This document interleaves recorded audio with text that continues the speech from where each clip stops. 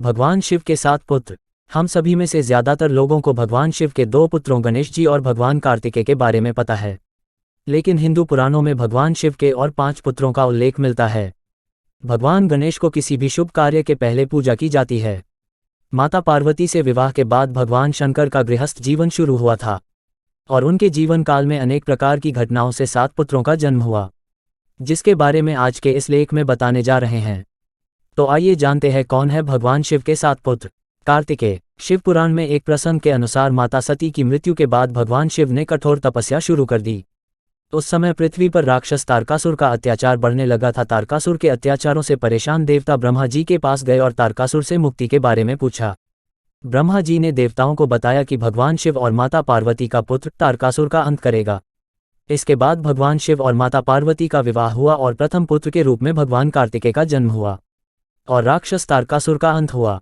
गणेश। पुराणों में वर्णित कथा के अनुसार माता पार्वती स्नान करने जाने वाली थी, लेकिन द्वार पर पहरा देने के लिए कोई नहीं था, तो उन्होंने चंदन के मिश्रण से बालक की उत्पत्ति की और द्वार पर पहरा देने के लिए कहा। इसी बीच जब भगवान शंकर वहां आए तो बालक ने उन्हें अंदर जाने से रोक दिया। क्रोधित होकर शिव जी ने बालक का मस्तक धड़ से अलग कर दिया।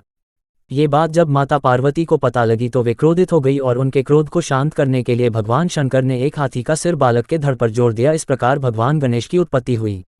सुकेश। भगवान शिव और माता पार्वती के तीसरे पुत्र हैं सुकेश। पुराणों में उल्लेख मिलता है कि राक्षस राजहैती का विवाह भया नामक युवती से हुआ।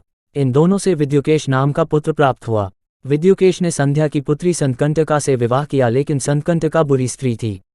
इसी वजह से जब उनके पुत्र का जन्म हुआ तो उन्होंने उसे संसार में बेघर छोड़ दिया। भगवान शिव और माता पार्वती ने बालक की रक्षा की और उन्हें अपना पुत्र बनाया। अयप्पा। भगवान अयप्पा को शिव के चौथे पुत्र के रूप में जाना जाता है। पुराणों के अनुसार भगवान विष्णु के मोहिनी रूप को देखकर शिव मोहित हो गए। मोहिनी और शिव के मिलन से भगवान अयप्पा का जन्म हुआ। जलंधर। भागवत पुराण के अनुसार भगवान शिव ने एक बार अपना तीसरा नेत्र समुद्र में फेंक दिया और उससे जलंधर की उत्पत्ति हुई। जलंधर भगवान शिव से नफरत करता था। एक बार जलंधर ने माता पार्वती को अपनी पत्नी बनाने के लिए भगवान शंकर से युद्ध शुरू किया, लेकिन इस युद्ध में जलंधर मारा गया। भौमा। पुराणों में उल्लेख मिलता है कि एक बार भगवान शिव का पसीना जमीन पर गिरा और इसी पसीने से पृथ्वी को एक पुत्र प्राप्त हुआ। इस पुत्र की 4 भुजाएं थीं और यह रक्त के रंग का था। पृथ्वी ने इस पुत्र का पालन पोषण किया। पृथ्वी के पुत्र होने के कारण वे भौमा कहलाए। अंधक। पुराणों में भगवान शिव के 7वें पुत्र के बारे में उल्लेख मिलता है कि एक बार माता पार्वती ने पीछे से आकर भगवान शिव की आंखें बंद कर ली। इससे पूरी दुनिया में अंधेरा छा गया। फिर भगवान शिव ने अंधकार दूर करने के लिए अपनी तीसरी आंख खोली। तीसरे नेत्र के प्रकाश से माता पार्वती को पसीना आ गया और उनके पसीने की बूंदों से एक पुत्र का जन्म हुआ। यह पुत्र अंधेरे में पैदा हुआ था, इसलिए इसका नाम अंधक पड़ा। यह बालक जन्म से अंधा था।